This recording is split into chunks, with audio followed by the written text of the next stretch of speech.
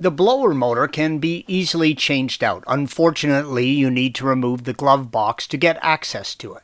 Please follow the link provided at the end of this video for additional assistance with that task if needed. The blower motor, blue arrow, is located behind the air duct, green arrow, and the knee airbag, red arrow, if your vehicle is so equipped. You will need to remove both to access the blower motor. Use an E8 torque and remove the 2 screws holding the air knee bag in place, indicated by the red arrows. You do not need to disconnect the wiring for the airbag, red arrow. Just set it gently aside. Use a flathead screwdriver and remove the plastic screw holding the air duct to the blower housing, red arrow.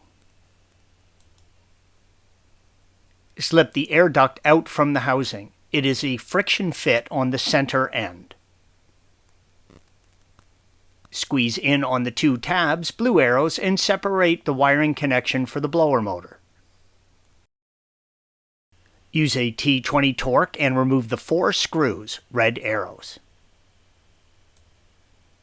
The blower motor is now free. It is a tight fit, so take your time and gently remove the blower from the housing. Before installing the new motor, take a second and clean out the housing, red arrow. Installation is the reverse of removal.